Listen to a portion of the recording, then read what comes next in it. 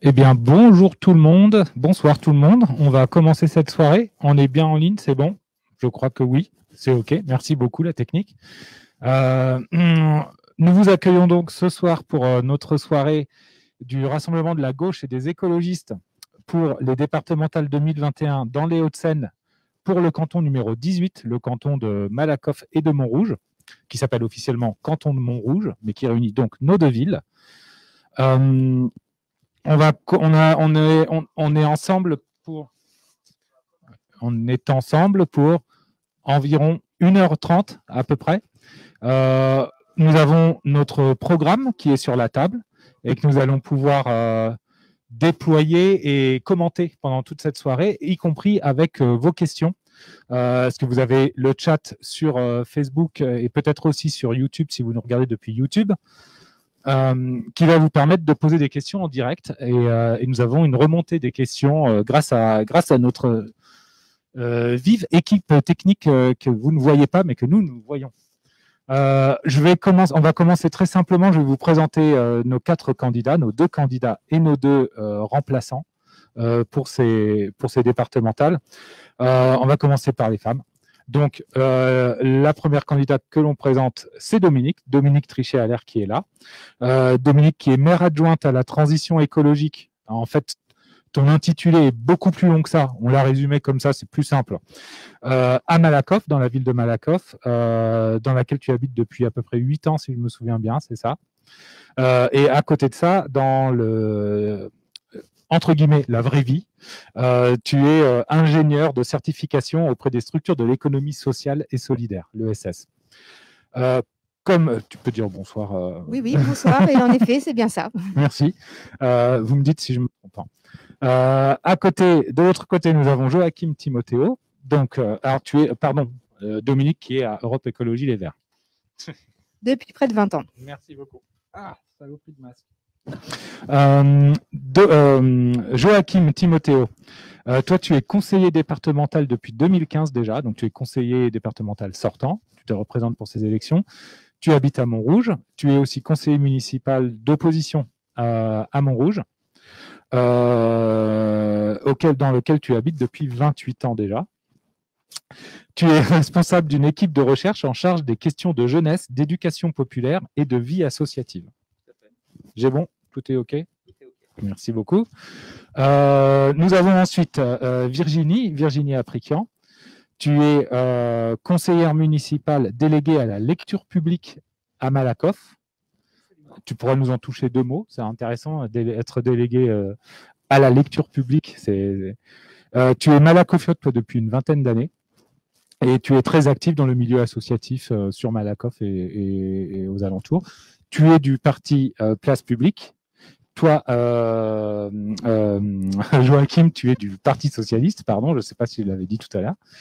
Et notre 4e et dernier colistier, c'est Vincent Ray. Donc toi, tu habites à Montrouge. Tu fais partie de Europe Écologie Les Verts, là-bas. Tu es conseiller départemental suppléant, donc suppléant de Joachim, pardon. Tu es Montrougien depuis 14 ans et tu es cadre territorial dans une grande collectivité et tu es en charge plus précisément des programmes de la coopération européenne. Exactement. Ce qui, on va le voir tout à l'heure, aura un intérêt dans le cadre de ces départementales. Voilà, j'ai fait le tour à peu près. Je crois que je n'avais rien oublié. Nous avons notre équipe. Et je vais commencer tout de suite en attendant que les premières questions remontent. Hein. Alors évidemment, on en a déjà reçu quelques-unes à travers le site internet, la page Facebook, quelques questions Twitter aussi et par email. Je vous encourage, si vous ne l'avez pas fait encore, d'aller voir le site internet pour ces départementales qui est 92-solidaire-écologique.fr. On va commencer tout de suite par une question. Et je ne me trompe pas, voilà, c'est ça.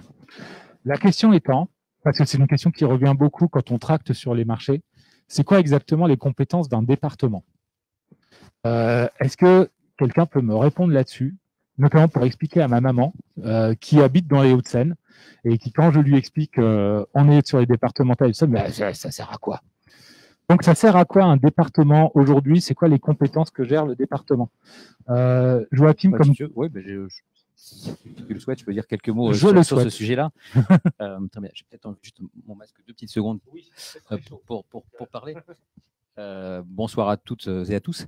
Alors, le département, il a des compétences obligatoires qui sont relativement simples. La première de ces compétences, c'est celle de la solidarité. C'est celle des solidarités même, au pluriel. Le département s'occupe de l'accompagnement des personnes âgées, s'occupe de l'accompagnement des personnes souffrant de handicap, ça s'occupe également de l'accompagnement des bénéficiaires du RSA, même si le département ne fixe pas le montant du RSA, il a la charge de l'accompagnement vers l'emploi de ces bénéficiaires. Donc un pan extrêmement important autour des solidarités, qui d'ailleurs constitue en général plus de la moitié des financements qui sont consacrés à l'action départementale. Et puis, il a une autre compétence aussi très forte, qui est une compétence sur le champ éducatif, puisque le département a la charge de l'entretien, de la construction et l'entretien des collèges. Comme d'autres collectivités, par exemple la commune a la charge des écoles élémentaires, ou encore le conseil régional la charge des lycées. Eh bien, le département, lui, a la charge exclusive des collèges sur nos territoires.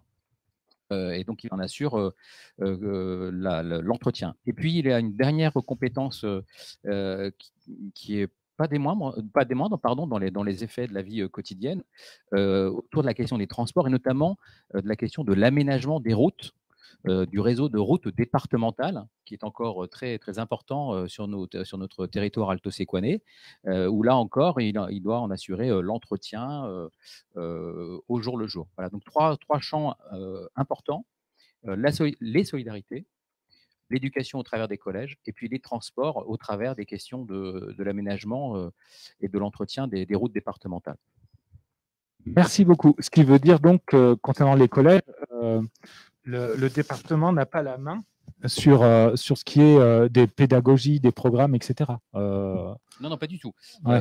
La pédagogie reste du ressort de l'éducation nationale. Il n'a en charge que, encore une fois, la construction et l'entretien au jour le jour des bâtiments. Et aussi, qui dit entretien des bâtiments, dit aussi la charge de la restauration scolaire également, comme d'autres collectivités à d'autres niveaux. Donc là aussi, c'est de sa compétence qui n'est pas obligatoire.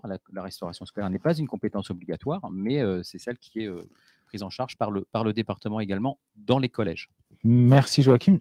Dominique, tu voulais prendre la parole? Virginie d'abord. Vas-y Virginie. Oui, bonsoir à toutes et à tous. On va peut-être rentrer donc là dans le programme. Donc là, c'est super. Je pense que tout le monde a compris ce que faisait un conseiller départemental au sein du conseil départemental. Donc maintenant qu'on a dressé, c'est vrai que je pense que ce que vous attendez tous, c'est de savoir un petit peu ce que nous on propose. Donc voilà, donc, si je peux donc rentrer un petit peu dans notre programme concernant tout ce qui est collège, il y a plusieurs aspects en fait. Donc il y a 98 collèges dans les Hauts-de-Seine, sur le département. Il y a bien sûr un aspect rénovation. Donc nous, notre programme, il est basé sur la solidarité, sur l'inclusion et si on peut faire 3 pôles, et sur l'écologie, le développement durable. Sur les collèges, donc bien sûr, il y a tous ces aspects-là qui rentrent en compte. Au niveau développement, lutte contre le réchauffement climatique, c'est bien sûr rénover les collèges, rénover les bâtiments, créer au sein des cours, ce qu'on appelle les cours oasis, c'est-à-dire des zones de fraîcheur au sein de chaque espace où les jeunes se retrouvent au sein des collèges. Donc c'est la végétalisation. Donc on propose, on a cette proposition dans notre programme, ainsi que le contrôle aussi de la qualité de l'air. Je crois que ces derniers temps, on a vu comme c'était important. Je repense à la canicule quand le brevet a été déplacé il y a quelques années, pas si longtemps, 2-3 ans, je crois, où on s'est rendu compte que les classes n'étaient pas du tout adaptées au réchauffement. Donc il faut faire quelque chose. Donc là, il y a des choses enfin des projets à avoir là-dessus. On propose aussi qu'il y ait des gymnases, un gymnase dans chaque collège. Donc ça, c'est la partie bâtiment.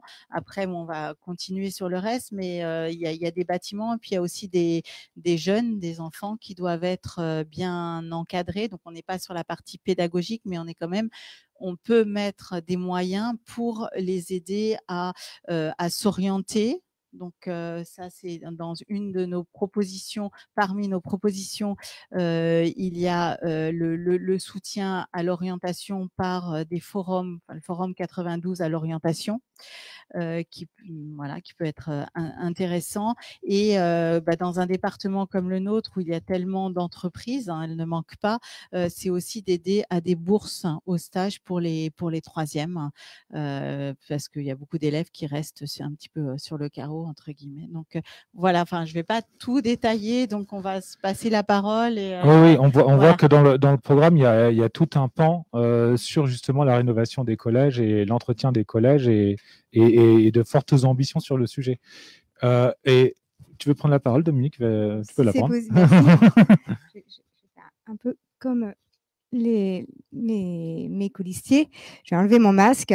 Donc oui, en fait, je voulais juste rajouter très rapidement, on voit bien déjà à travers cette question des collèges, et là où vraiment je voulais rebondir, c'est les bâtiments, en effet, la nécessité de travailler sur l'isolation des bâtiments, avoir des bâtiments basse consommation et avoir des îlots de fraîcheur. Je rebondis en effet sur ce que tu disais, Virginie. C'est de plus en plus une urgence, puisque l'urgence climatique est là. Et en effet, tu parlais bien en effet de la canicule qui gêne, qui a empêché le passage du brevet. Et on sait qu'aujourd'hui on aura des épisodes caniculaires de plus en plus importants. Et on voit bien qu'à travers aussi les compétences du département, nous avons moyen en fait de lutter contre les conséquences du réchauffement climatique et qui nous impactent tous et toutes, mais les collégiens, mais pas que. Et le département a aussi sa carte à jouer, et c'est fondamental. C'est fondamental, c'est la vie ça concerne la vie quotidienne de tout le monde. Et on sait aujourd'hui que d'ici 2050, et 2050, c'est dans pas si longtemps que ça, on aura à peu près chaque année 2 mois de canicule. Voilà. Donc aujourd'hui, on a déjà travaillé dès aujourd'hui à affronter ça. Comment on va préparer le département pour ne pas subir ce réchauffement climatique, comment du coup on va aménager ce département. Donc là, en effet, et c'est pour ça que nous déjà, dans notre programme, c'est ça en fait, c'est un programme ambitieux et pour l'avenir, pour que les gens vivent mieux sur ce département, et on pense déjà à ça, et en effet, rentre notamment en compte cette question du réchauffement climatique, et on va voir à travers ce programme qu'à différents niveaux, on peut lutter pour que, là on parle des collégiens, pour que les collégiens soient mieux dans leur bâtiment, soient mieux aussi dehors dans ces cours. En effet, je ne vais pas redire ce que tu as dit sur la végétalisation, c'est aussi déperméabiliser les sols, c'est-à-dire casser le bitume parce que le bitume fait réverbération, et mettre plutôt de la terre battue, voire de la pelouse qui vraiment peut faire baisser de 1 à 2 degrés quand même un endroit. Donc quand il fait comme aujourd'hui 28 degrés, s'il fait 26 degrés, c'est déjà beaucoup plus supportable que 28 degrés. Merci. Je vais revenir sur 2 points de cette partie du programme, investir dans les collèges. Mais avant, Vincent, tu voulais prendre la parole. Et j'ai aussi une question sur le financement de tout ça. Non, j'avais simplement, bonsoir à toutes et à tous, simplement rajouter, je vais enlever mon masque aussi. C'est toujours plus agréable que les gens nous voient pour de vrai. Simplement de dire qu'effectivement, dans le cadre de la rénovation des bâtiments, cette rénovation, elle est également énergétique. On va effectivement travailler sur de nouveaux modes d'énergie, la manière dont on va amener de nouvelles énergies sur le territoire et sur le collège, mais également dans sa consommation, dans le fait d'avoir un confort dans les classes, on l'a dit, qui était lié notamment principalement à cet aspect de rénovation. Ça vaut pour les collèges nouveaux qui sont en train de se construire, et il y en a à Malakoff, donc je pense qu'on aura l'occasion d'y revenir un peu plus tard. Et cette partie de rénovation, elle se travaille, elle se prépare, et elle se fait avec des experts de la rénovation. Il y en a aujourd'hui sur le territoire. Il faut aller les chercher dans cette construction-là, évidemment, mais j'en parlerai un peu plus tard. L'Europe peut aussi financer et cofinancer ce genre de travaux. Donc, on voit que c'est une globalité d'actions qui sont à mener sur ce point-là. Voilà, très rapidement. Merci beaucoup, Vincent. Moi, je voulais revenir sur 2 points dans ce programme, dans cette partie investir dans les collèges. On a un plan, un collégien, un vélo. Qui peut m'expliquer pourquoi c'est intéressant et comment ça fonctionne? Est-ce que ça veut dire on va acheter un nouveau vélo pour chaque collégien? Est-ce que c'est des vélos qu'on va récupérer? Comment ça marche? Qui veut m'en parler un petit peu de ça? Allez, Dominique. Alors, on a beaucoup travaillé avec ce programme. On l'a fait beaucoup en concertation avec des associations de vélo de Malakoff et Montrouge. Voilà ce que je voulais dire au préalable.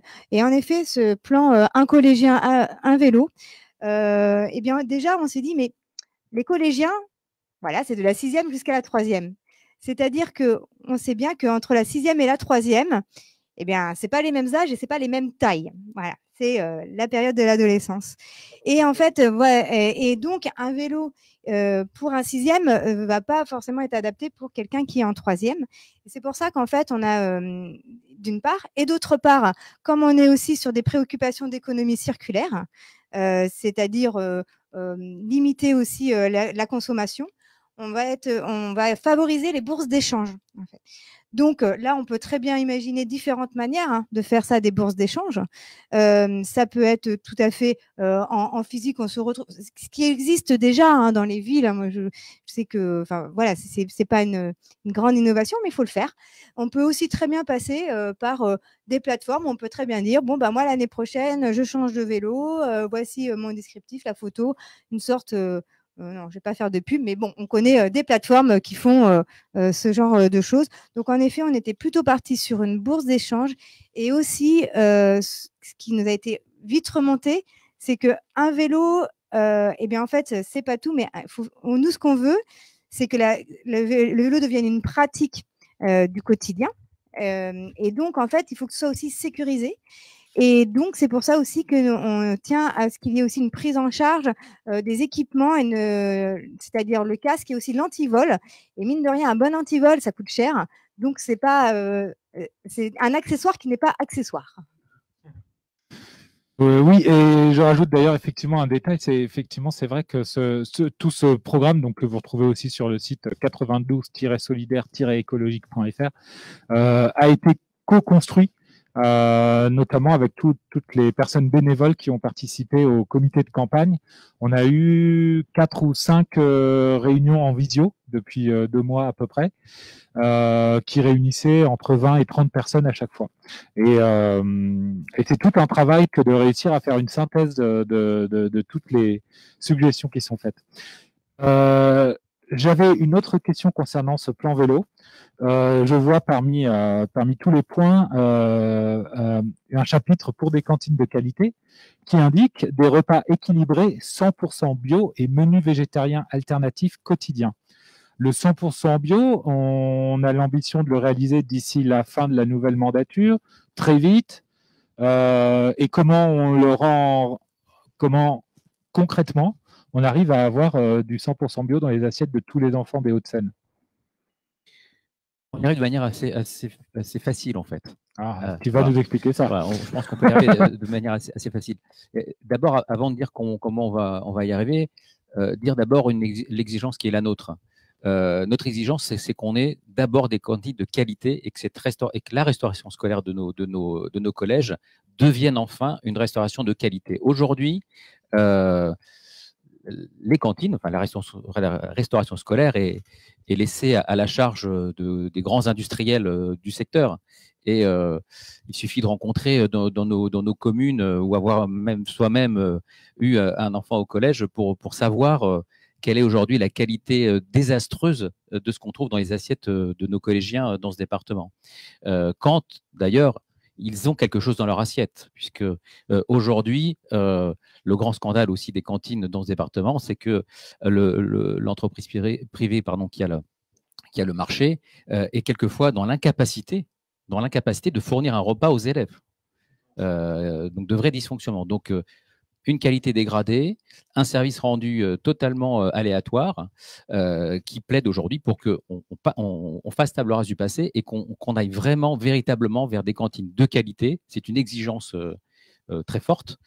Et notre exigence, nous, elle s'accompagne effectivement avec d'une exigence supplémentaire, celle d'aboutir d'ici la fin de la mandature à ce que on puisse progressivement, mais de manière volontaire, hein, très très fort dès le début du mandat, passer à un contenu de l'assiette qui soit d'une part équilibré, qui ensuite soit de qualité avec un 100% bio, et qui fasse aussi la part à des menus végétariens pour aussi diversifier l'alimentation dont on sait l'impérieuse nécessité aujourd'hui. Voilà. Donc c'est d'abord ça notre ambition, c'est tourner la page du passé et faire en sorte que ce moment soit aussi un moment qui est aussi un moment de santé publique. Hein. La question de la restauration, c'est aussi un objet de santé publique, soit vraiment pris à bras le corps. Alors comment on y arrive ? On y arrive en mobilisant d'abord, on y arrive en se donnant aussi pour ambition de traiter le sujet je vais le dire un peu vite, de la terre à l'assiette, en faisant en sorte que la filière totale de la restauration soit sous le contrôle du département. Ça veut dire profiter des maraîchers franciliens qu'on a autour de nous. On a cette chance-là d'avoir une Île-de-France largement maraîchère. Donc, travailler sur des circuits courts bio, et puis travailler aussi à la transformation de ces matières premières principales avec pourquoi pas, c'est une proposition que l'on fait, donc la création d'une légumerie qui viendrait aussi prendre en charge le premier traitement de la découpe des légumes bio produits avec les maraîchers. Et puis, plutôt que de laisser tout cela aux mains de grands industriels, eh bien, se donner les moyens de faire nous-mêmes la production en mettant en place un réseau de cuisine centrale de taille suffisante, mais pas des gros mastodontes, hein, qui pourraient être répartis sur l'ensemble du territoire alto-séquané, pour permettre effectivement que la fabrication des repas soit aussi sous le contrôle du département, pour que cette qualité dans l'assiette soit vraiment assurée. Donc voilà notre ambition première, et je crois qu'il y a vraiment là un bond colossal à faire, dont on voit aujourd'hui combien on a pris de retard dans ce département et dans les collèges, au détriment de la qualité de ce qu'il y a dans l'assiette des collégiens aujourd'hui, et pour des prix qui ne défient pas aujourd'hui toute concurrence, hein, qui ne sont pas des prix si bas que ça quand on regarde la qualité de ce qu'il y a dans l'assiette. Donc là aussi, il y a des choses à faire. Et donc, tu pourrais être en droit de me dire, mais comment on va financer tout ça ? Mais comment on va financer tout ça ? Voilà, comment on va financer tout ça ? Eh bien, on ne l'a pas dit tout à l'heure, mais on aurait pu le préciser d'ailleurs, parce que j'allais y venir justement. Pour l'ensemble de ce qu'on aura ce soir à évoquer les uns les autres dans les points divers de notre programme, cette question va revenir. Juste une petite incise. On est dans un département riche, très riche, l'un des plus riches de France, si ce n'est le plus riche. 2,3 milliards de budget à l'année, avec effectivement par ailleurs des inégalités. Là, je fais une petite digression, mais quand même des inégalités qui se sont creusées sur nos territoires de toutes parts, hein. Inégalités sociales, inégalités territoriales, des inégalités qui ont été amplifiées sans doute par la crise sanitaire que l'on vient de vivre et que j'espère on va vite quitter, mais qui ont été aussi largement amplifiées par les politiques que la droite a conduites dans ce département depuis très longtemps, y compris sur la question éducative. Et malgré ce département riche, eh bien, on a ces égalités qui se déploient sur l'ensemble du territoire alto-séquané.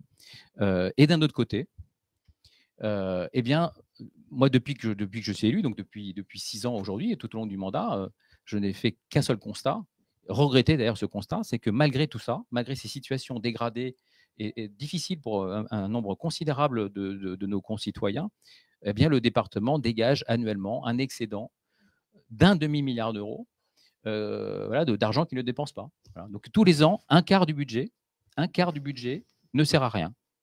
hein, ne sert à rien, alors même que on en a besoin sur le terrain social, on en a besoin sur le terrain éducatif, on en a besoin sur le terrain des transports, on en a besoin sur le terrain écologique et de la prévention et de la lutte contre les pollutions diverses. Eh bien, tous les ans, on finit avec un magot dans les caisses qui ne sert pas à grand-chose, alors que les besoins sont millions. Et cet argent donc pourrait servir pour le développement des légumeries, par exemple, pour les cantines. Mais il servira à cela. Il va servir à cela.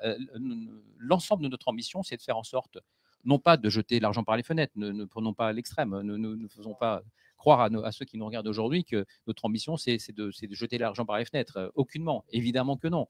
Il faut une gestion responsable. 1 euro dépensé doit être 1 euro utile, évidemment. Mais les besoins qui sont là, les besoins qui sont aujourd'hui présents ne peuvent pas rester sans réponse de notre part. Sur la question des cantines, de ce qu'on vient d'évoquer, la question des rénovations que Dominique a évoqué tout à l'heure, la rénovation énergétique notamment des collèges, en est un exemple également. On a les moyens, on peut faire des choses. Faire croire le contraire, c'est mentir aujourd'hui aux électeurs et à nos habitants. Tout ce que tu dis est très, très intéressant, mais tu as parlé longtemps.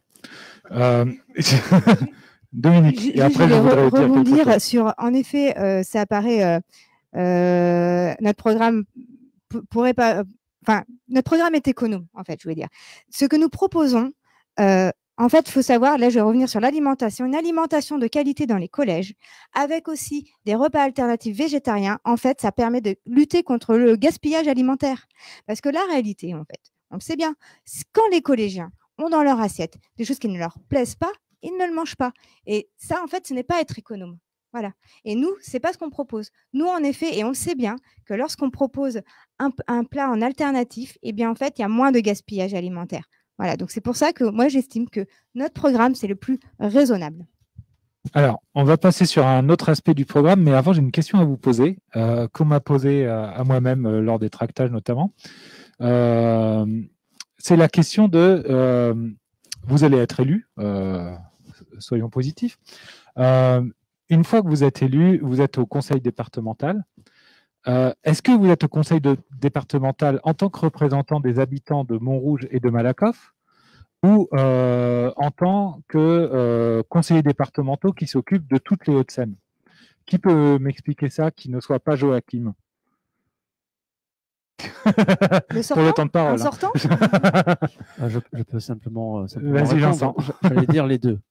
C'est-à-dire qu'on est sur un niveau de collectivité territoriale qui n'est pas le niveau municipal.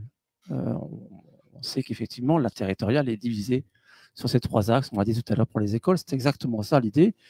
Sur les villes, la commune, donc il y a le territoire qui arrive au milieu de tout ça, le département et la région. Mais sur le département, cette administration est divisée en cantons. Et le canton, on est élu au titre du canton au département. Et donc, de fait, les thématiques qu'on va porter et le budget qui va être utilisé, il est réalisé au niveau du département.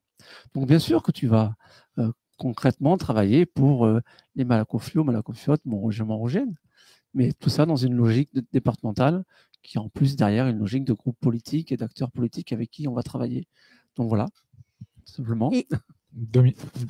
Vas-y, Dominique. Et d'ailleurs, cette logique d'être en partenariat avec d'autres personnes politiques, nous l'avons déjà dans notre campagne, puisque c'est une stratégie que nous avons choisie. Et nous sommes, on espère bien, nous sommes déjà en train de réfléchir à comment créer un groupe pour pouvoir peser, pour pouvoir cranter sur cette politique des Hauts-de-Seine qui ne nous convient vraiment pas du tout, car quand on parle pas du tout à gauche, pas du tout écologique. Et donc, on a vraiment, là, ces élections-là, le 20 et le 27, on peut peser. On peut peser. Ouais. Quand tu parles de groupe au conseil départemental, c'est-à-dire des élus qui se réunissent entre eux pour créer une entité avec un nom à déterminer, qui peut être plusieurs personnes élues chacune dans leur canton qui se regroupent pour faire une force, quoi. C'est ça. C'est ça. D'accord. Oui, je crois que ce qui est important de dire, alors en effet, là c'est plus de la politique, mais en effet, il faut qu'il y ait des représentants, pour qu'on essaye d'avoir une majorité, faire des groupes. Donc il y a quand même autour de chez nous des cantons aussi qui ont pris exactement le même qui représentent le même rassemblement hein, de ELV, PS, Place Publique, et beaucoup d'autres forces de gauche. Donc ça, c'est quand même quelque chose de bien pour ces élections. Non, ce que je voulais dire aussi, c'est qu'on est forcément habitant de quelque part et on va être forcément à l'écoute des habitants au sein du département. Le conseiller départemental, enfin bon, je pense que Joachim, tu l'as vécu comme ça, bah, tu vas répondre pas principalement, mais tu vas être là en lien direct avec les habitants.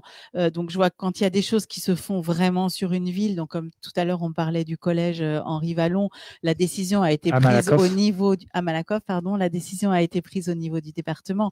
Maintenant, c'est évident que la proximité fait qu'on va être très vigilant en tant qu'élu de terrain sur voir si toutes les règles qui ont été définies au départ sont respectées, insister sur certaines choses, etc. Donc, c'est vrai que le lien, il est un peu double. C'est-à-dire qu'il y a le rôle de voir la politique au niveau du département. Enfin, quand on parlera voirie tout à l'heure, ça sera assez clair, je pense. Et puis, bah, il y a ce lien quand même direct avec les habitants.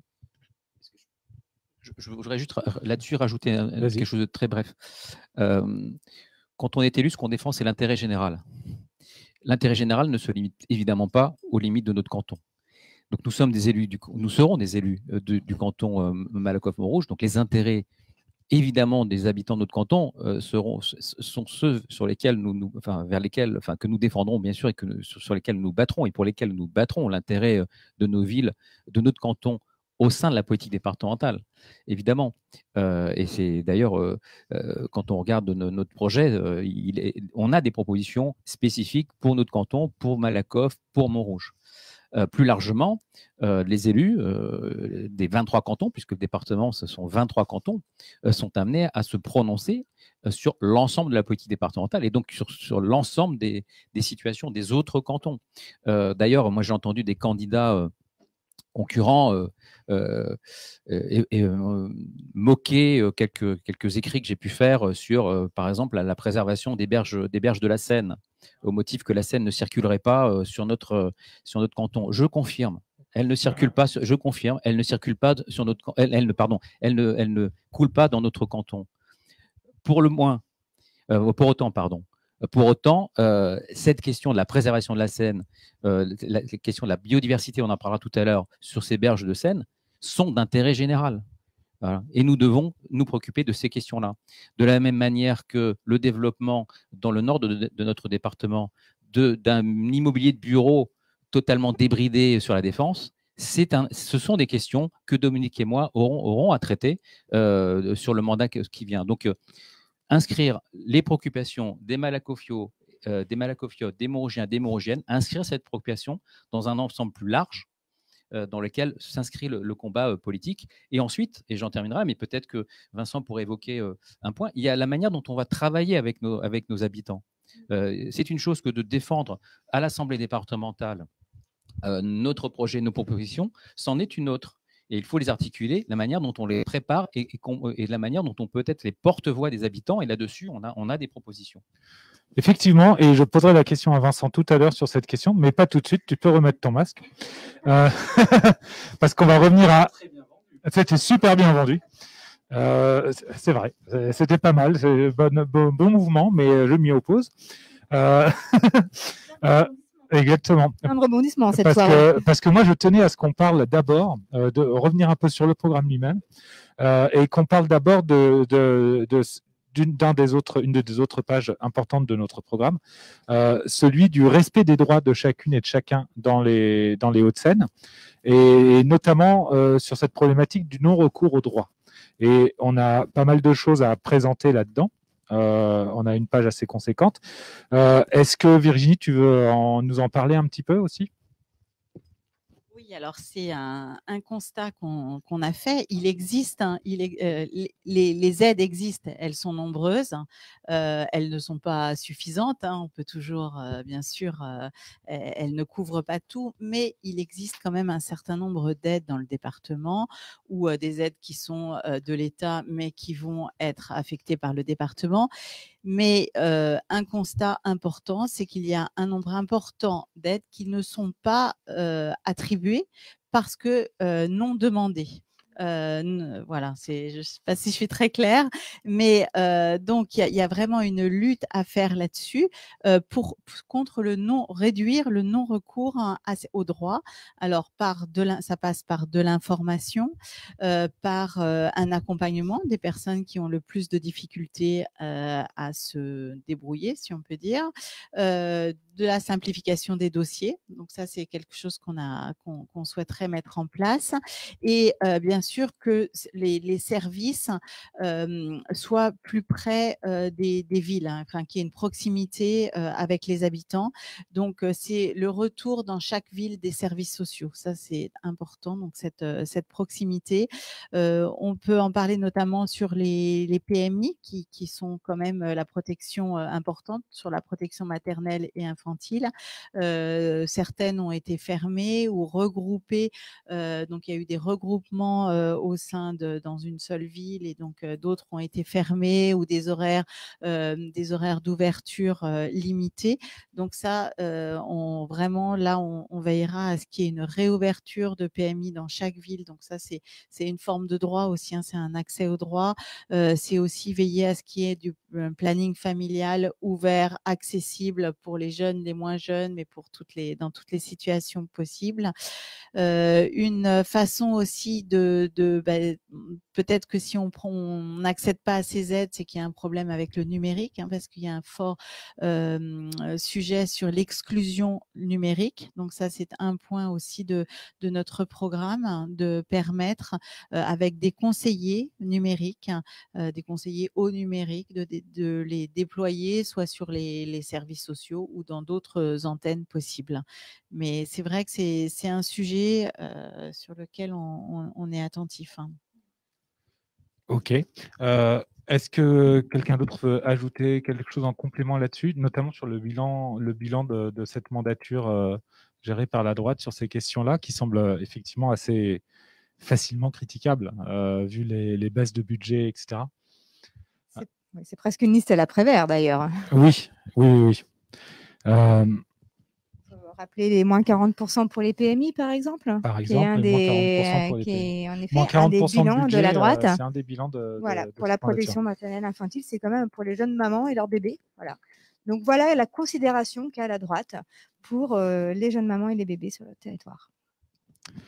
Alors maintenant, si vous voulez bien, on peut revenir à la question que tu suggérais très habilement à Vincent de nous expliquer, qui est celle de... Alors, parce que, qu'on vous explique, vous allez voter pour 2 conseillers départementaux et leurs remplaçants.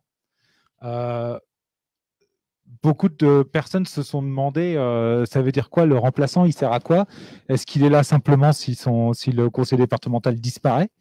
On ne vous le souhaite pas, hein. Est-ce qu'il a un travail à faire? Est-ce qu'il suit les dossiers aussi, ou est-ce qu'il est juste là en remplacement? Et je crois comprendre que c'est pas la même philosophie pour tous les candidats, justement, sur cette manière de faire. Et que toi, Vincent, tu as des propositions à faire sur le sujet. Donc, je te laisse la parole. Merci. Oui, non, l'idée, de toute façon, déjà, le remplaçant, c'est effectivement d'être là s'il y a un pépin. Ou si l'élu décide de s'arrêter ou est nommé ailleurs, etc. Ça, c'est la première raison de la loi. Et en l'occurrence, s'il y a un remplaçant femme et homme, c'est effectivement pour remplacer un titulaire femme et homme en cas où, puisque, je le rappelle, le conseil départemental, aujourd'hui, l'Assemblée est dans une stricte parité. Donc, on doit respecter ça. Une fois qu'on a dit ça, le remplaçant, si effectivement il attend, ça me démontre qu'il n'est pas trop impliqué politiquement dans le débat, mais surtout, il n'y a aucune raison qu'il ne le fasse pas. Donc l'idée, c'est déjà, dans un premier temps, de suivre les dossiers avec les titulaires, avec l'équipe. Quand on fait une équipe, on continue en équipe jusqu'au bout du mandat. Mais ça ne suffit pas là aussi. C'est-à-dire que l'expertise et l'expérience de ce qu'on a fait sur la mandature actuelle et qui se termine pour le coup, c'était de dire qu'un des moyens pour les remplaçants et remplaçantes d'être actifs, c'est d'être dans une dynamique de participation citoyenne et de pouvoir effectivement travailler avec les citoyens pour les embarquer quelque part dans ce qu'on fait et dans ce qu'on mène au quotidien au département. La territoriale, l'élection départementale, les compétences des départements, j'allais dire quelque part que c'est pas ultra sexy dans l'absolu à discuter dans la rue auprès des gens. Donc il faut les amener vers ça, vers ces compétences. On l'a fait tout à l'heure, on a rappelé les compétences du département. Le département, c'est vieux comme Napoléon. Hein. Donc d'être amené à chaque fois à rappeler ce que c'est que les compétences, ça démontre que, d'une part, les institutions, de manière générale, ne redescendent pas assez auprès du territoire et donc auprès des citoyens pour pouvoir les associer. Donc l'idée, la première idée, c'était effectivement d'aller travailler sur un conseil citoyen départemental, donc pour associer au quotidien, sous forme de réunions, sous forme et là on a en plus des moyens modernes, de plateformes numériques, etc., pour associer les citoyens dans le processus de décision pour que nous, on puisse porter, quand je dis nous, c'est l'équipe, hein, pour qu'on puisse aller porter après au sein du conseil départemental les remontées qu'on a eues. Et de fait, sur des thématiques qui sont des thématiques du département, puisqu'on ne pourra pas aller parler d'autres choses si on veut, mais l'idée, c'est effectivement de le porter dans le cadre des compétences. Ça, c'est le premier élément. On le mettra en place, ça sera travaillé après derrière avec les remplaçants, mais c'est un peu l'idée de ce nouvel outil qu'on pourrait mettre en place. Voilà. Comme premier point, par exemple. Mais on verra qu'il y en a d'autres. D'accord, merci beaucoup. Rien. Alors, attendez, j'ai que 2 mains et pas de... Moi, j'ai pas le droit à une table. Hein. Le privilège commence là. Et alors, en plus, je regarde mon téléphone, non pas parce que je m'ennuie, mais pour voir les remontées des questions de nos auditeurs, enfin, de nos internautes. Donc c'est pour ça que je regarde régulièrement mon téléphone, ne vous inquiétez pas. C'est aussi parce que je chatte en direct avec plein de gens. Ça vous regarde pas. Une autre thématique très actuelle, étant donné que tout le monde a vu les coronapistes qui sont nés ces derniers temps dans nos villes, c'est la question des mobilités et du partage de la voie publique. Là-dessus, je ne sais plus lequel d'entre vous voulait particulièrement discuter de la situation, mais je crois que c'était bien Dominique, effectivement, c'est ce qu'il y a sur mon petit papier. Donc Dominique, est-ce que tu veux nous expliquer un petit peu en détail nos propositions là-dessus et notre philosophie par rapport à ça? Oui, alors je vais pas tout dire hein, parce que les propositions sont nombreuses et aussi coordonnées. Car au-delà des coronapistes, c'est bien en effet comment on se déplace dans notre département, qui est un département déjà qui a une configuration géographique un petit peu particulière. Et voilà, quand on habite à Malakoff ou à Montrouge, si on doit aller à Nanterre, c'est un peu compliqué. Voilà, à ce jour, en tout cas, si on veut prendre autre chose que sa voiture. Et même en voiture, c'est compliqué à cause des embouteillages qui sont monstrueux quand même. Et quand vous serez élu, vous devrez aller régulièrement à Nanterre, où se trouve le conseil départemental. Tout à fait. C'est pour ça qu'on est très, très attentif à ces mesures-là. Aussi, il se trouve aussi que je suis moi-même j'utilise beaucoup mon vélo. Je suis ce qu'on appelle une vélo-taffeuse. Je ne connaissais pas ce terme il y a encore 3 mois, mais voilà. Donc c'est-à-dire que je vais mon travail en vélo. C'est-à-dire que c'est une pratique quotidienne en fait du vélo. Et déjà tout à l'heure j'en faisais part avec les collégiens. Il s'agit bien d'en effet inciter les gens à multiplier en fait les mobilités. Et donc, comme je disais, coordonnées et en toute sécurité. Donc, cette sécurisation, en effet, se fait par des pistes cyclables. Et là, il y a un travail immense à faire à ce niveau-là. Les coronapistes, à ce jour, sont provisoires. On ne sait pas encore ce qu'elles vont donner.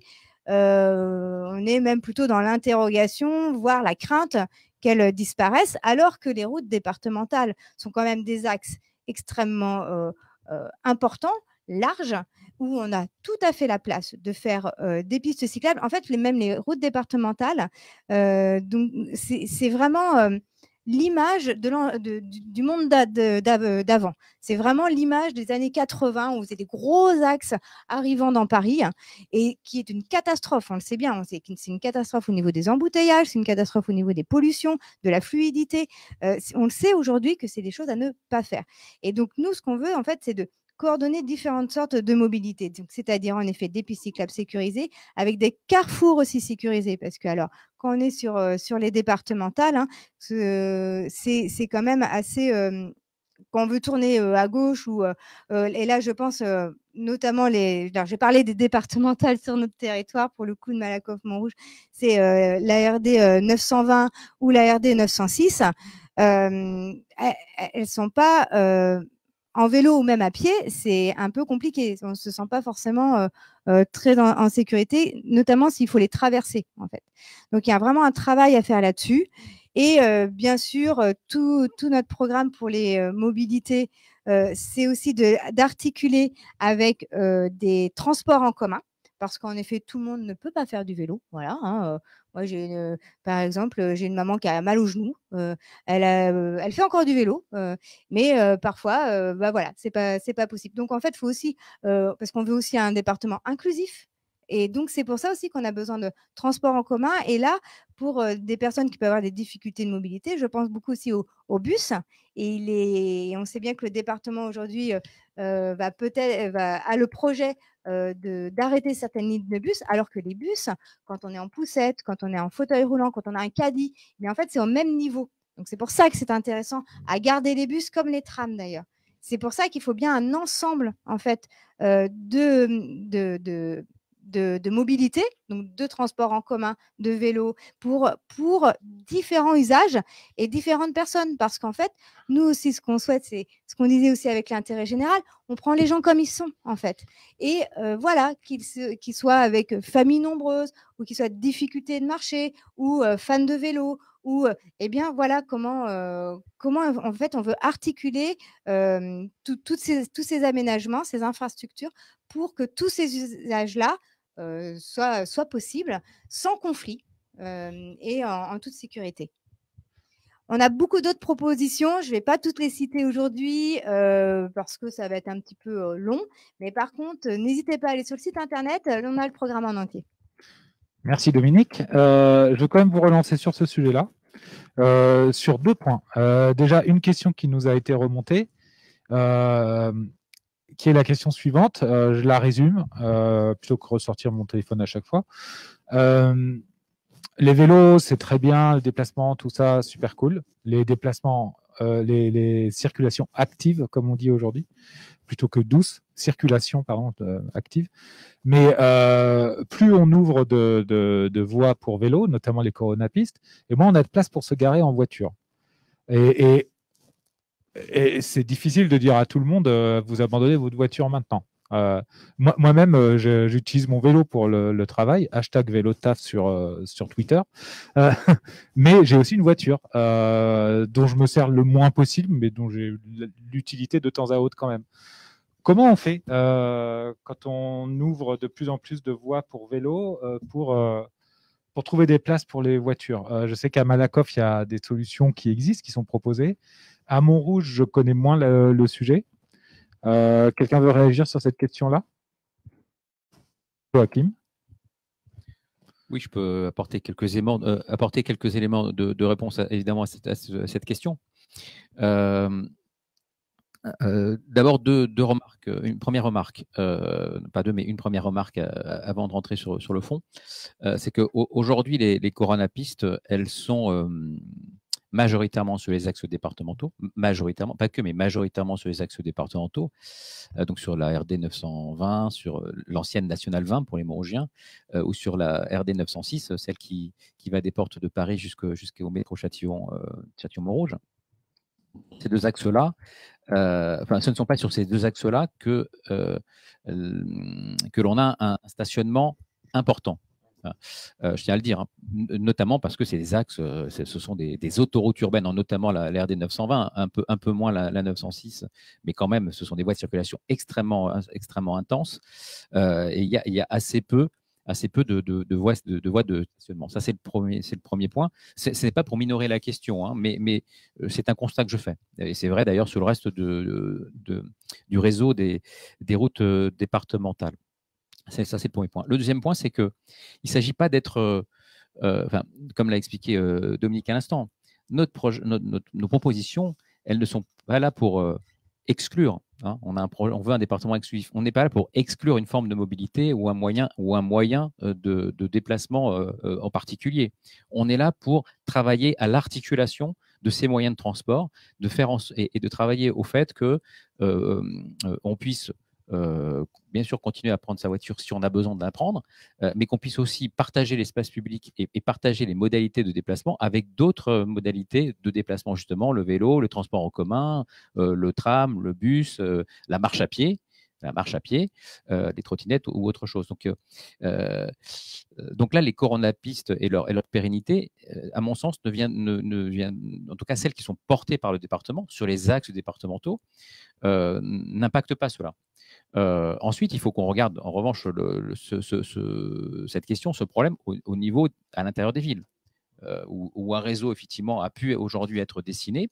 Peut-être sa pérennité est peut-être questionnée de ci, de là, hein, bien sûr, mais ça reste d'une compétence municipale, et donc c'est aux municipalités de choisir aussi leur réseau de pistes cyclables, la place qu'elles veulent faire relativement à la voiture comparativement, et le département sera là pour les accompagner, mais ne choisira pas à la place des communes. En revanche, le département choisira sur ces axes départementaux. Sur ces axes départementaux, aujourd'hui, il y a peu de stationnement et il n'y en aura pas plus dans les années qui viennent. En revanche, il faudra qu'on soit vigilant pour que la place laissée à d'autres formes de mobilité, mobilité active, soit plus importante. Aujourd'hui, prenez la nationale 20, prenez la 920, mais prenez la 906. Je prends plus personnellement la 920 que la 906. Il se trouve que j'habite à 150 mètres de la RD 920. Donc, je connais bien cet axe-là.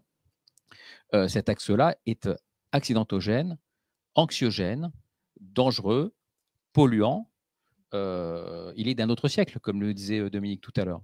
Donc, dans les projets d'aménagement qui vont être dessinés pour ces deux routes départementales, c'est notre projet et il sera de notre devoir de veiller à ce que ces espaces soient rendus à d'autres mobilités, soient rendus à la population, soient sécurisés, soient verdis, soient apaisés, soient moins polluants,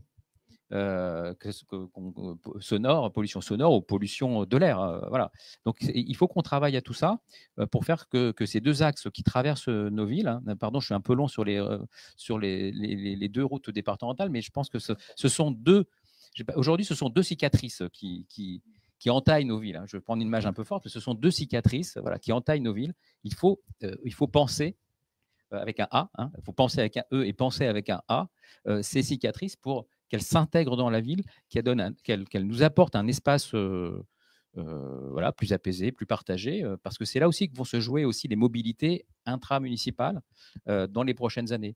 Et aujourd'hui, il est du ressort, effectivement, du département d'être vigilant là-dessus et de travailler avec les maires sur ces positions-là. J'ai cru comprendre que certains étaient candidats sur ce canton et n'avaient pas forcément ces positions-là. Je pense notamment à la ville de Montrouge. Donc moi, on attend aussi des éclaircissements sur ces sujets-là, sur la place du vélo, sur le maintien, encore une fois, sur le maintien des transports en commun. Dominique l'a dit tout à l'heure, désolé, je suis un peu long, mais pour la vie des Montrougiens qui longent la RD 920, c'est un sujet important. Il est impensable que cette voie aménagée dans le futur se fasse en supprimant les tracés de bus qui vont de Carrefour de la Vache Noire jusqu'à la porte d'Orléans. C'est impensable. Aujourd'hui, c'est le projet qui est porté par le département. Je m'y oppose. Nous y opposons tous ensemble parce qu'effectivement, il faut faire de la place pour toutes ces modalités de transport. Vincent, tu voulais... Après, tu auras la parole, Dominique. Oui, simplement, je voulais rajouter sur ces questions des mobilités, de manière générale, on le vit tous dans nos communes, dans nos villes. Le nombre de petites camionnettes, le nombre de camions qui viennent délivrer des paquets, etc. Tout ce qu'on appelle la gestion du dernier kilomètre. Du dernier kilomètre. On sait aujourd'hui, et il y a des expérimentations qui sont réalisées depuis pas mal de mois et d'années là-dessus, qu'on a des solutions alternatives et on l'a inscrit sur notre projet, notamment tout ce qui peut être autour des vélos cargo, qui sont des vélos cargo qu'on peut équiper soit de moteurs à hydrogène, soit de moteurs électriques, qui peuvent largement faire ce travail-là et éviter à des camionnettes de venir emprunter nos routes et surtout se garer pour empêcher les personnes qui sont résidents de se garer. Parce que tout ça est un cercle vicieux. Donc, si on libère de l'espace, Tu posais la question tout à l'heure de savoir comment on allait pouvoir avoir de l'espace pour se garer, mais déjà en empêchant ce genre de véhicules de venir livrer leurs colis. Je ne citerai pas de marque, mais on le voit tous. Enfin, il suffit d'aller voir n'importe quelle librairie du coin qui récupère des cartons. La route est systématiquement bloquée par ce genre de petites camionnettes. Donc là aussi, moyen d'aller créer des zones de logistique dédiées à ça et de les remplacer par des vélos cargo. Voilà, en plus, ça fait largement, en plus, ça peut créer de l'emploi sur des personnes qui vont livrer. Donc, voilà. Merci. Dominique, et après on va passer à un autre sujet parce que nous abordons la dernière demi-heure de notre soirée. Oui, ça passe vite, hein. Juste sur les mobilités, parce que je voulais vraiment souligner un enjeu très important. Si on vous propose tout ça dans notre programme, et tu l'as dit, Joachim, mais je voulais le souligner, c'est un enjeu de santé publique. En fait, c'est un enjeu de lutte contre la pollution de l'air et la pollution sonore. En ce moment, on a plein de pollen qui se baladent dans l'air. Beaucoup de personnes sont extrêmement gênées, beaucoup de personnes en sont malades. Et en fait, on sait qu'avec l'augmentation de la pollution de l'air, le cumul pollen plus pollution de l'air, ça handicape vraiment beaucoup de personnes. Et là aussi, c'est pour ça qu'en fait, on fait aussi toutes ces propositions. C'est que on sait que c'est un enjeu de santé publique et ça ne va pas aller en s'arrangeant. Si on ne prend pas les choses en main dès maintenant, et c'est pour ça que je reviens sur l'urgence, c'est vraiment une urgence maintenant. Et c'est la santé des gens, c'est des enjeux de santé publique. Et on a de plus en plus de personnes qui sont asthmatiques, il y a de plus en plus de gens qui sont allergiques.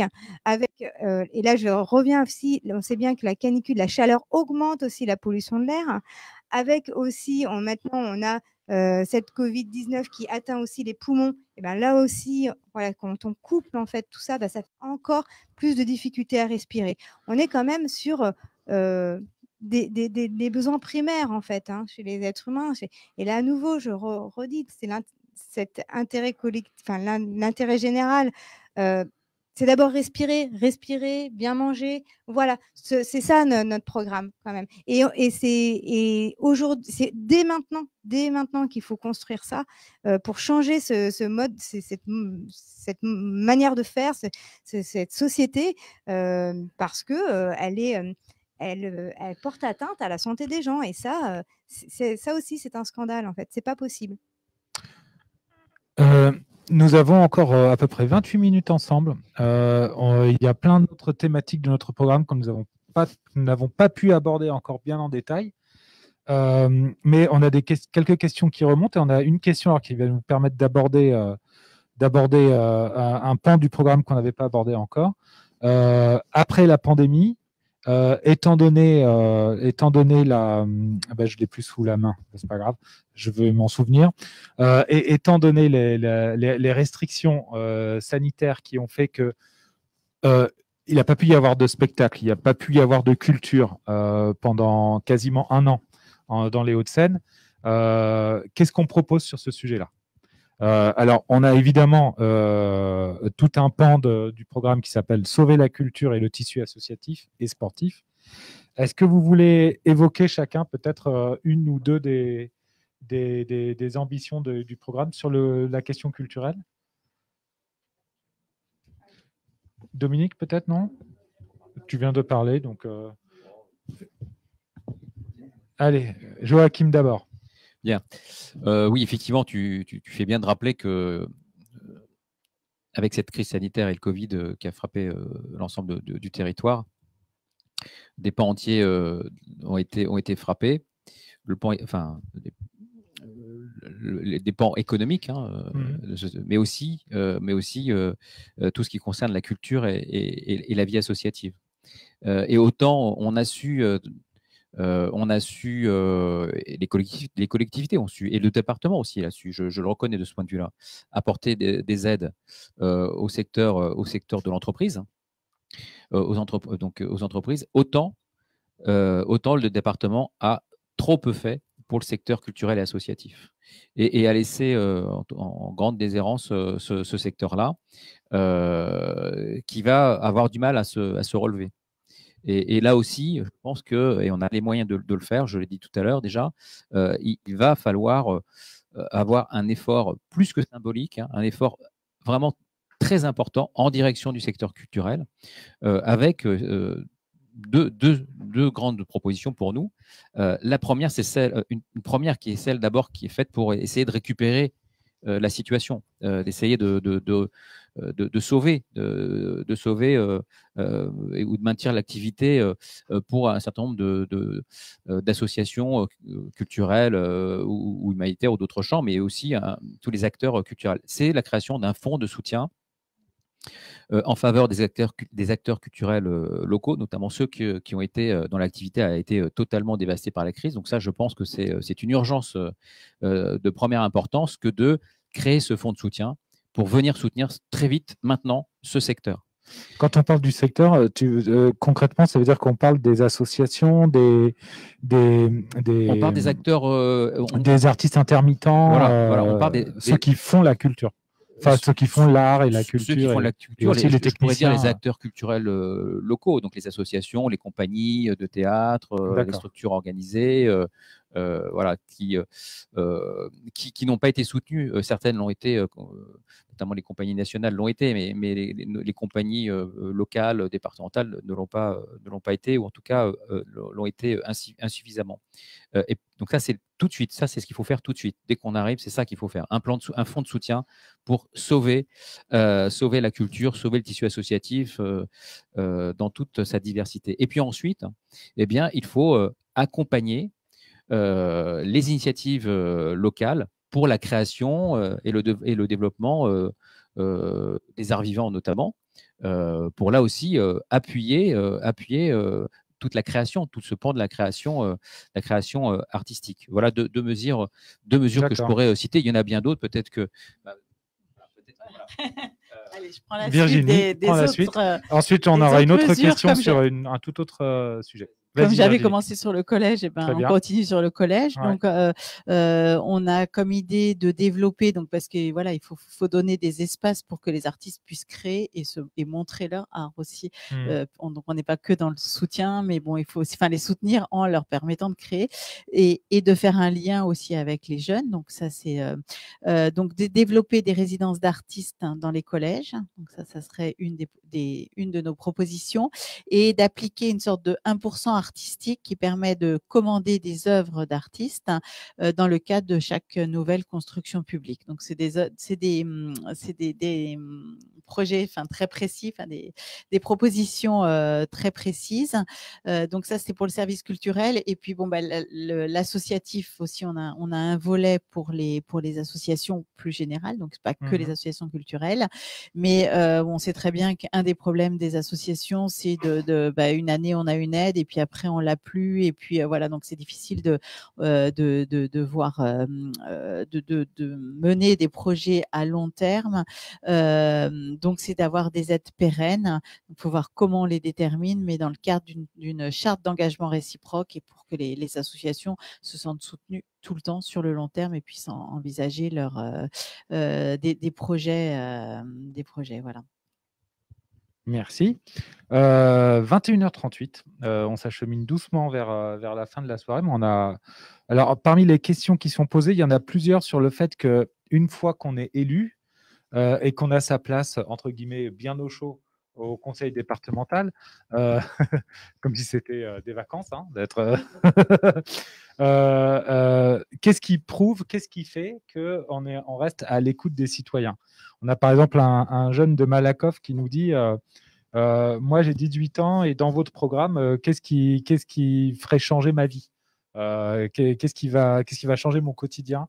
Je suis assez sceptique sur le fait que vous avez des belles paroles et tout ça, mais concrètement, en tant que citoyen derrière, ça devient quoi?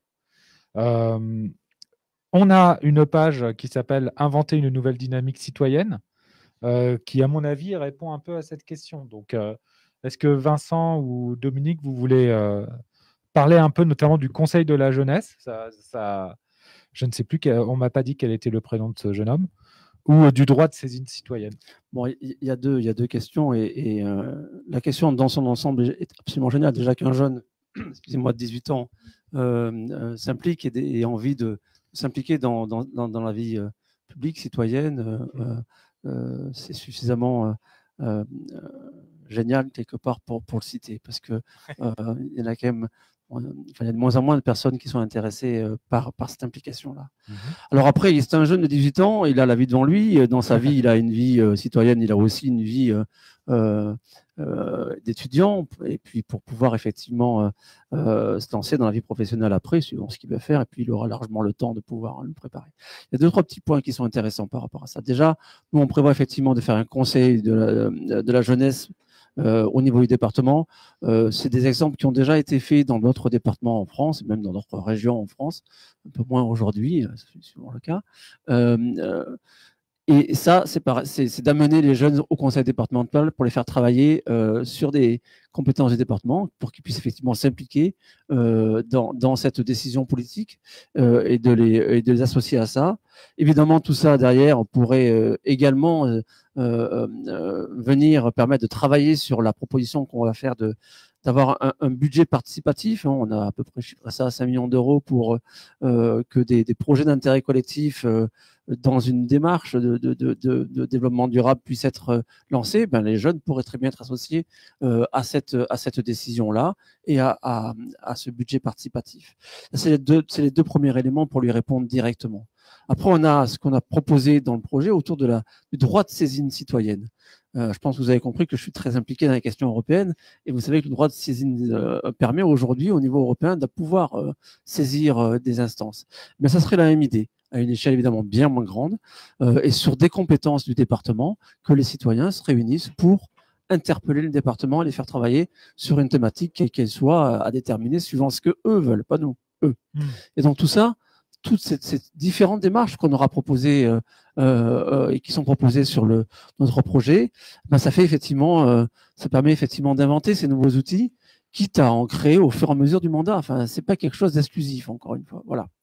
Et puis, il a 18 ans, il est sur une partie importante de sa vie et on l'aborde sur d'autres points. J'en parlerai un peu plus tard parce que je veux absolument parler d'Erasmus.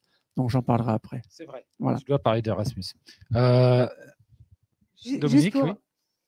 un tout petit peu compléter, faut savoir que c'est dans notre manière de faire, Joachim et moi, de faire avec les gens. Joachim travaille dans l'éducation populaire. Moi, je travaille dans le milieu de la cohésion sociale. C'est-à-dire, c'est aussi un état d'esprit dans lequel nous sommes. Déjà, pour faire ce programme-là, comme on vous l'a dit tout à l'heure, on a énormément fait participer des associations et des collectifs de personnes. Donc, ça prend toujours plus de temps, mais c'est tellement plus enrichissant. C'est plus fatigant aussi, mais je le redis, tellement plus enrichissant. Et c'est comme ça qu'on fait. On croit en l'intelligence collective. C'est notre manière de travailler, en fait. Faut bien, c'est notre manière de faire en fait, c'est notre ADN et ça c'est aussi en tant qu'élu, c'est aussi comme ça qu'on fera notre mandat d'élu en faisant des allers-retours avec les gens. Comme je disais tout à l'heure, il s'agit de partir du besoin des gens, ce n'est pas d'imposer aux gens, ça ne marche pas, et en plus moi c'est pas comme ça que je veux faire de la politique. Voilà, c'est bien avec les gens. Merci. On n'a pas évoqué un point très important et qui a fait aussi l'objet d'articles dans la presse locale, voire nationale, je ne me souviens plus trop, la question du scandale des mineurs isolés dans les Hauts-de-Seine. On l'a rappelé tout à l'heure, les Hauts-de-Seine, c'est 500 millions d'excédents cette année. Et est-ce qui veut nous évoquer un peu ce sujet et les propositions qu'on fait dans le programme sur ce sujet-là? Virginie. C'est pratique le fait que vous enleviez les masques parce que je sais tout de suite qui va parler. Oui, non, mais je commence et je passe le c'est micro. super. Oui, non, mais c'est une des compétences quand même fondamentales. Donc, je ne sais pas si on finira là-dessus, mais c'est vrai que on a encore un peu de temps. D'accord. Bon, alors c'est bien. C'est que c'est quand même très très important. Donc il faut expliquer que c'est des mineurs qui sont placés suite donc à des décisions de justice qui sont retirés de leur famille pour trouver une autre solution parce qu'ils sont en danger. Donc ça, c'est de la compétence du département. Et le gros problème, c'est que il n'y a pas les structures nécessaires. Si elles existent, elles sont pas forcément avec assez surveillées, c'est pas vraiment le bon terme, mais avec le personnel compétent, alors c'est soit dans des familles, soit dans des structures. Donc il faut mais les deux ont des écueils très importants, puisqu'en effet, il y a eu des enquêtes, il y a des rapports là-dessus qui montrent que c'est quand même, alors je ne veux pas me tromper de chiffres, mais il y a un nombre absolument incroyable de gens qui aujourd'hui sont SDF et qui ont été dans leur vie des enfants placés. Hein. Ça, c'est même au niveau national. Hein. Donc, c'est vraiment dramatique. Donc, il y a 600 mineurs isolés sur les Hauts-de-Seine. Hein, il y a 600 mineurs isolés qui sont placés dans des hôtels. Dans notre projet, c'est de faire sortir ces jeunes. Alors, c'est pas pour les mettre dans la rue, mais c'est pour les mettre dans des structures ou des foyers, dans des familles qui seront sur les Hauts-de-Seine, parce que là aussi, il y a un chiffre qui est assez désespérant, c'est qu'il y a 50% des enfants placés qui le sont en dehors du département. Ça veut dire éloignés, soit de leur fratrie, soit de tout lien encore familial. Donc, un des axes de notre programme, c'est de dire que il faut développer l'offre des familles d'accueil dans les Hauts-de-Seine, mais aussi avoir un regard sur tout ce qui est structure collective dont les Hauts-de-Seine le département finance, subventionne. C'est pas lui qui va gérer directement, c'est-à-dire qu'il finance des associations qui, elles, vont s'occuper de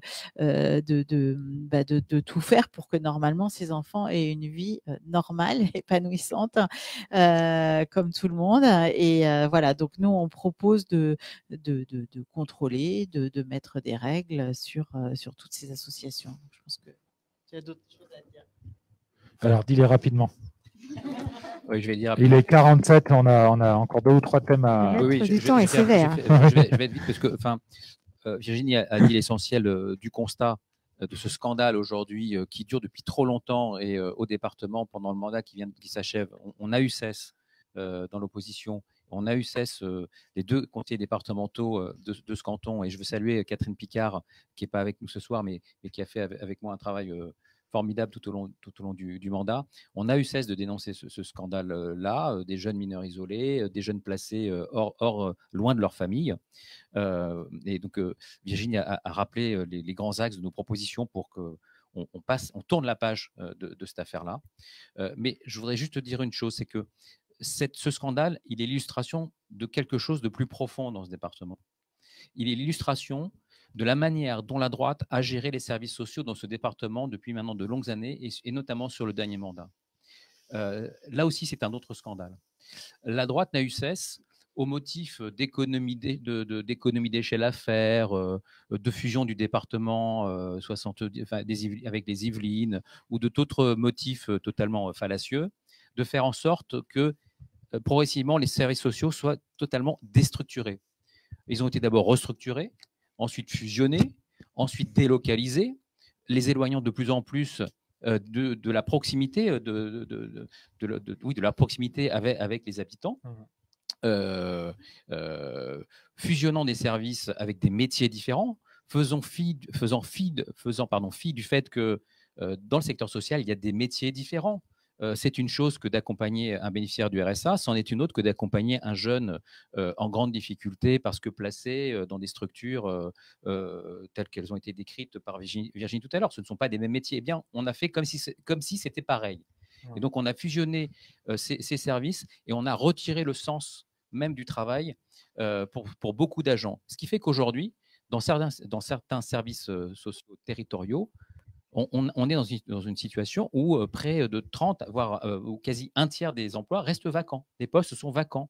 Parce qu'au bout, on a tellement charcuté et déstructuré le sens même du travail qu'aujourd'hui, plus personne ne veut rester.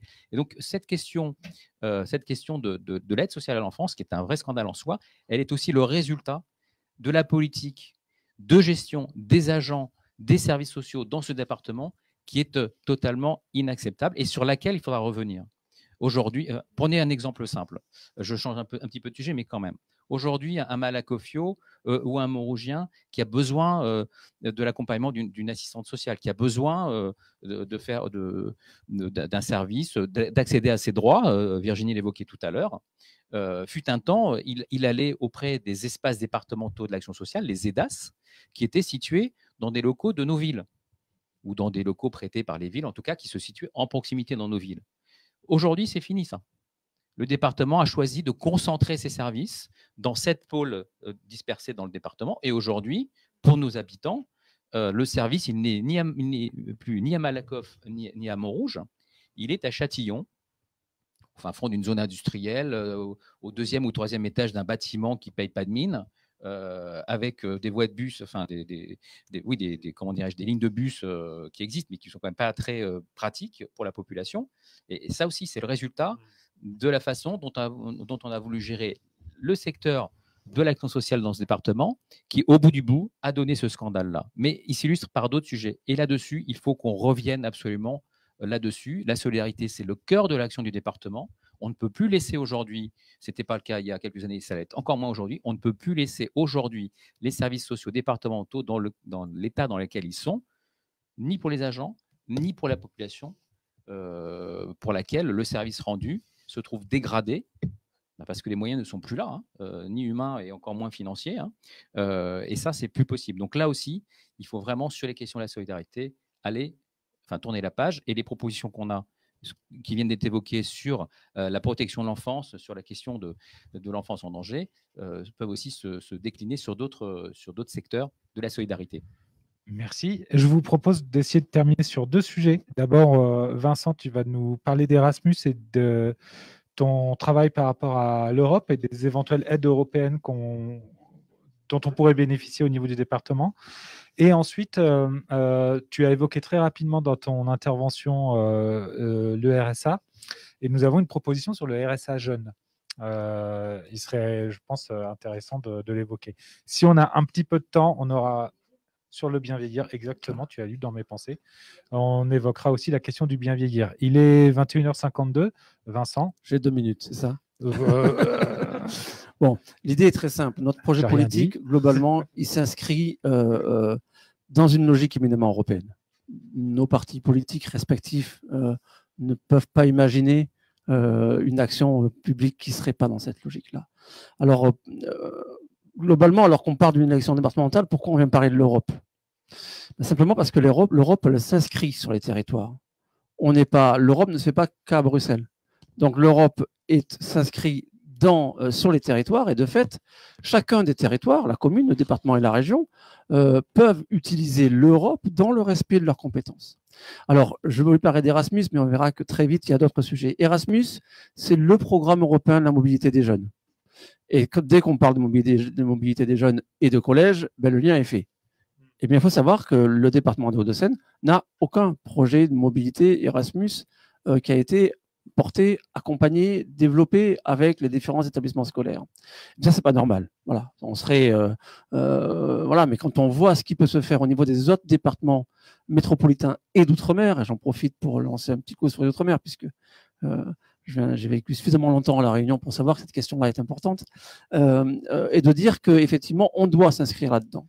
Et la démarche est simple, c'est vraiment d'aller travailler en coopération avec les différents, et de la mise en relation entre les établissements scolaires et les éventuelles coopérations européennes du département. Et là, pour le coup, encore une fois, il n'y en a pas. On est un des seuls départements de France qui n'a pas de coopération avec notre département européen. Donc, absolument surréaliste, là aussi. Ça, c'est un premier point. On pourrait développer des bourses Erasmus pour les étudiants. Il y a de nombreux départements métropolitains en France, et y compris dans les Outre-mer, qui ont mis en place ces bourses, en fait, Erasmus pour les étudiants. Donc, les jeunes qui vont faire la mobilité Erasmus, les départements les financent. Ici, rien, aucun problème. On ne le fait pas, ça dérange personne. Et troisième élément, on en parle un peu moins, ce sont les enseignants qui peuvent aussi bénéficier de ces Erasmus et se former. Et là aussi, tout ça doit pouvoir passer par un plan Erasmus global. On voit qu'effectivement, il y a plein de choses à faire. Pourquoi ? Je vais pas mais globalement, la reproduction des élites, c'est un petit peu lié à tout ça. Donc, on va pas rentrer dans les détails, on n'a pas le temps. Un point, on en parle dans le programme, c'est le fait d'aller mobiliser le Fonds social européen, qui est un fonds européen qui vient financer l'action sociale. Là aussi, il faudra le faire. En plus, le département a une responsabilité là-dessus, donc il faut le faire. Il faut que tout ça s'inscrive dans une logique globale. Ça veut dire, globalement, organiser les services de la collectivité pour aller chercher des fonds européens. Et bien tout ça, nous, on l'a fait dans une logique globale. On est signataire de la charte de Sauvons l'Europe et de l'engagement pour l'Union européenne des territoires. Je les salue parce que c'est un travail qu'on fait en permanence là-dessus. Je fais partie de l'équipe qui a rédigé cet appel globalement autour de l'Union européenne des territoires. L'Europe existe et les territoires, comme les départements et les régions et les communes, font partie de la construction européenne. On est au cœur de ça. Et il faut associer absolument les citoyens là-dedans. Faisons-le. Voilà. Eh ben, merci. 3 minutes, c'était parfait. Sur le RSA jeune, rapidement, parce que je pense que c'est assez simple à expliquer comme mesure. Qui veut l'évoquer? Dominique, je te vois prendre le micro.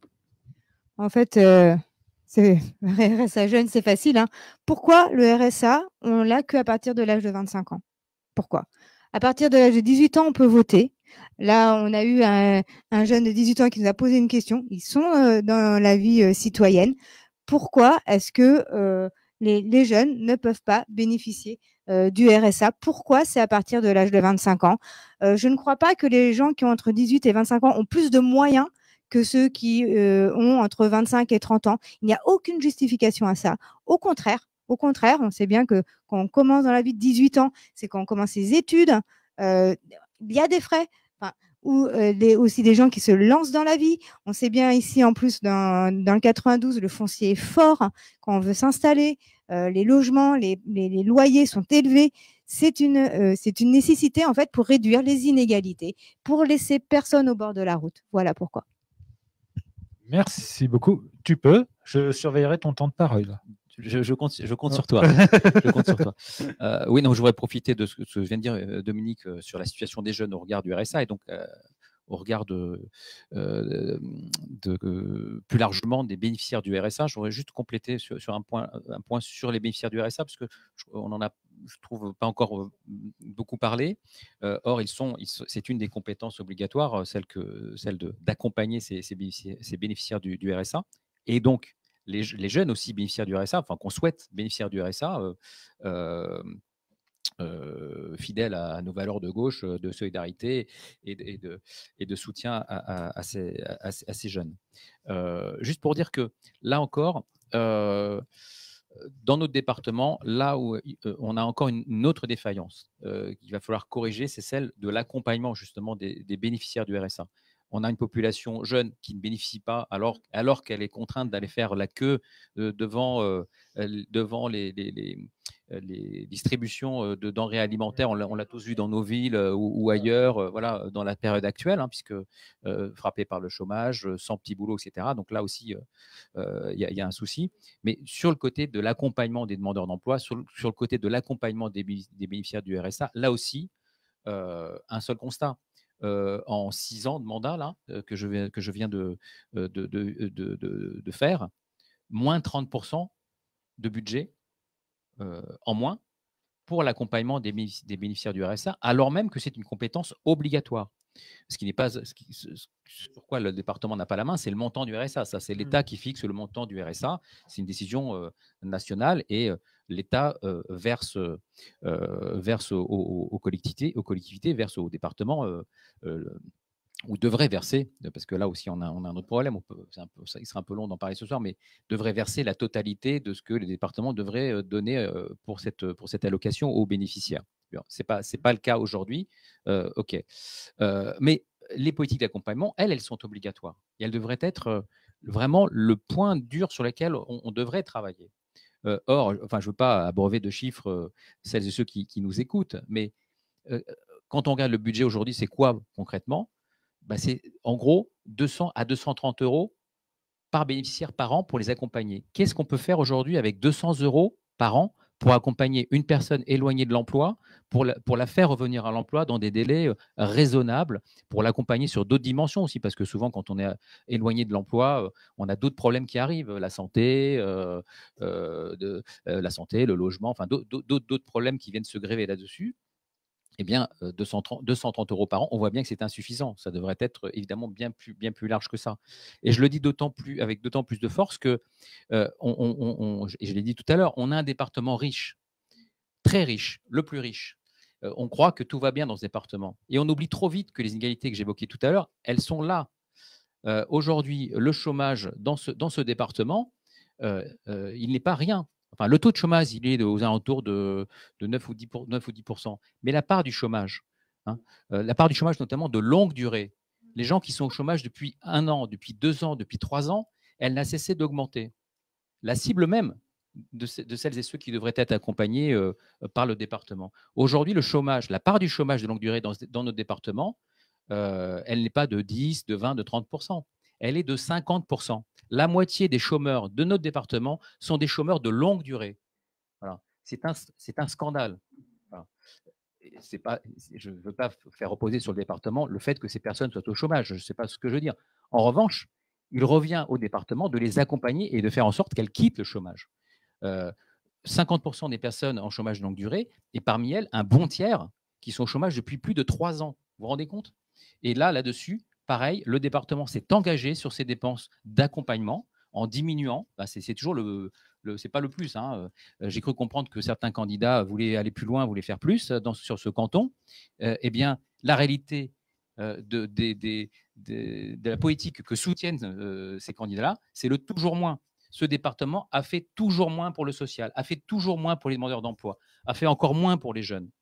Et donc là aussi, on a des propositions, le RSA en est une, mais développons, soutenons les initiatives, par exemple, de territoire zéro chômeur qui devraient pulluler dans ce territoire, qui devraient être soutenus, qui devraient faire en sorte justement qu'on résorbe ce chômage de longue durée et qu'on remette dans l'activité des personnes qui demandent que ça. Je veux dire, personne n'est au chômage par plaisir. Arrêtons ça, arrêtons ces discours sur l'assistanat. Il faut travailler à l'accompagnement vers l'emploi, donner les moyens pour que ce chômage de longue durée dans ce département, qui est le plus riche, est aussi celui qui a un taux de chômage largement élevé, chômage de très longue durée, largement trop élevé. Donc voilà. Donc là-dessus, je crois qu'il y a des mesures fortes qu'on propose et que j'espère on pourra mettre en œuvre. Très bien, merci. Tu as été presque pas long. J'ai été long, tu m'excuses. Alors, il est 22h02. Je propose qu'on parle un petit peu du bien vieillir, parce que c'est quand même très important comme sujet. Et on terminera sur une question posée sur Facebook. Voilà, on va dépasser de quelques minutes. Ce ne sera pas à la fin du monde. Sur le bien vieillir, tu veux en parler, Dominique? Oui, donc je vais être concise. Oui. Dans notre programme, alors bien sûr, on connaît tous, je pense qu'on tous, on a pu en donner accompagner nos grands-parents, nos parents vieillissants, et on sait sur le 92 la situation catastrophique des maisons de retraite, des EHPAD qui sont à des tarifs extrêmement élevés. Donc en effet, c'est déjà en premier temps de faire en sorte que qu'il y ait des tarifications raisonnables. Mais c'est pas que ça. Parce que notre programme, c'est toujours accompagner les gens. Et c'est aussi accompagner au niveau du vieillissement, c'est-à-dire autant que possible, mieux accompagner aussi les personnes qui souhaitent rester à domicile. Donc là, en effet, c'est aussi des moyens sur les personnels. C'est aussi les résidences autonomie. Ça, c'est vraiment intéressant. C'est à loyer modéré. Donc, en fait, les personnes, des personnes vieillissantes vont dans des résidences où c'est plus facile de vivre, mais surtout à loyer modéré. C'est pas des maisons de retraite. Et aussi, notre programme n'a pas oublié aussi les aidants. Et je l'ai dit au tout début, c'est que tout le monde, je pense que chaque famille a connu ces situations-là. Et donc, c'est en effet aider les aidants dans les familles. C'est aussi, donc, avec notamment des haltes répits que l'on propose. C'est aussi un plan de soutien vraiment global pour les aidants. Et donc, là, je parle en effet aux proches des personnes vieillissantes, mais je pense aussi aux professionnels, tout ce qui est auxiliaire de vie aux familles, qui ont des métiers difficiles et pas du tout assez valorisés. Et on souhaite aussi mieux accompagner et valoriser tous ces métiers-là. Vas-y. Et oui, je voulais juste aussi parler des jardins thérapeutiques, parce que je pense que c'est d'autres manières aussi d'accompagner les personnes vieillissantes. C'est pas seulement le soin, mais c'est vraiment de l'accompagnement dans la vie, pour qu'en effet, cette période de vie se vive au mieux que possible. On sait que les jardins thérapeutiques aident beaucoup à la lutte contre la perte des repères, par exemple, à la lutte contre Alzheimer. Je te relance juste sur un point. Tu as évoqué les haltes répit pour les accompagnants. L'idée, c'est des endroits où ils peuvent donc, le terme est explicite, se reposer un peu, mais aussi trouver de l'information, échanger sur leurs expériences. Parce que c'est ce qu'on avait vu en écrivant ce programme, c'est le fort isolement des aidants eux-mêmes, quoi, qui sont souvent seuls avec une personne de plus en plus nécessiteuses et qui n'ont pas, eux, de formation au départ pour aider, etc., et qui se retrouvent à devoir aider, quoi. C'est ça, oui. Tu voulais rajouter quelque chose là-dessus? Je voulais dire oui. D'accord, merci, c'est gentil. Une dernière question avant de terminer. Après, vous aurez le droit chacun, si vous voulez, de dire un petit mot final. Une question depuis Facebook d'une certaine Sophie. Comment les habitants de votre circonscription, alors je ne sais plus si on dit canton ou circonscription, c'est toujours canton, hein, pourront-ils vous contacter une fois que vous serez élu? Comment ça se passe, ça? Depuis les sites internet du conseil départemental, depuis le site actuel 92solidaire-écologique.fr? Il y a plusieurs choses. Il y a déjà effectivement par le site, au niveau du site du département, chaque élu au département est identifié avec les contacts, etc., etc. Mais dans le cadre de la démarche participative qu'on a voulu mettre en place et qu'on mettra en place, on aura effectivement des plateformes numériques qui seront mises en place pour que les citoyens puissent nous contacter. Et voilà, donc ça sera principalement ça. Et après, contact, il est vite passé, hein. Et puis des demandes dans l'absolu, quand un citoyen a besoin effectivement de contacter un élu, se fait assez simplement. On n'est pas caché, quoi. Merci pour la question. Merci beaucoup à vous quatre. Est-ce que vous avez un dernier mot chacun que vous voulez dire, ou vous avez juste très très soif après cette 1h30 sous les spots? Le 20 juin, si vous voulez changer votre département, eh ben, allez voter pour notre liste, le Rassemblement de la gauche et des écologistes. On a un programme ambitieux et, je le redis, réaliste. OK pour tout le monde? Vincent? Pas mieux. Pas mieux. Non, je voulais dire que parfois, il y a un petit peu, vous risquez vous avez envie d'aller voter et puis vous allez être un peu perdu parce qu'on retrouve beaucoup les mêmes mots sur les tracts. Donc, voilà, il faut peut-être faire attention, regardez bien les logos, peut-être, ça peut aider. Le programme, bien sûr, vous l'avez tous eu. Bon, il est sur le site, mais voilà, on est soutenu quand même. Je pense que on a essayé de faire mieux. Hein, on a essayé aussi de tendre la main à d'autres groupes de gauche, d'autres partis, je veux dire. Mais bon, je crois qu'on a réuni quand même beaucoup de monde autour de notre programme. Donc, ça peut être un atout si vous hésitez. Joachim? Oui, merci. Moi, d'abord, je voudrais... je vais faire bref. Oui, donc tu commences pas par d'abord quand tu fais bref. D'abord, je voudrais remercier toutes celles et tous ceux qui ont passé une partie de leur soirée à nous écouter et à entendre les propositions qui sont les nôtres pour ce département des Hauts-de-Seine, un département riche, un département inégalitaire, un département de l'entre-soi aujourd'hui, et vous l'aurez bien compris, sur lequel nous souhaitons faire en sorte d'aller vers un territoire plus solidaire, un territoire plus inclusif, un territoire plus écologique. C'est le fondement même des propositions qu'on a évoquées ce soir. On n'a pas pu toutes les aborder dans leur diversité, hein, c'est l'exercice qui le veut, mais je pense qu'on a pu passer un message, je crois, suffisamment clair sur notre ambition pour ce département, notre ambition pour la gauche, notre ambition pour le rassemblement de la gauche et des écologistes sur ce département, sur notre canton et au-delà, comme cela a été dit tout à l'heure. Et je crois que ça, c'est le premier message que je voudrais sur lequel je voudrais conclure ce soir. La campagne n'est pas terminée. On vous donne toutes et tous rendez-vous le 20 juin pour...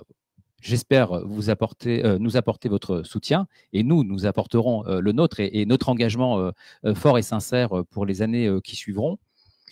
D'ici là, la campagne continue. Nous sommes à votre disposition sur les marchés, dans les rues de nos villes respectives, sur le site internet, par mail, par Twitter, enfin sur les réseaux sociaux. Donc n'hésitez pas à nous interpeller, venez vers nous, venez échanger, venez discuter.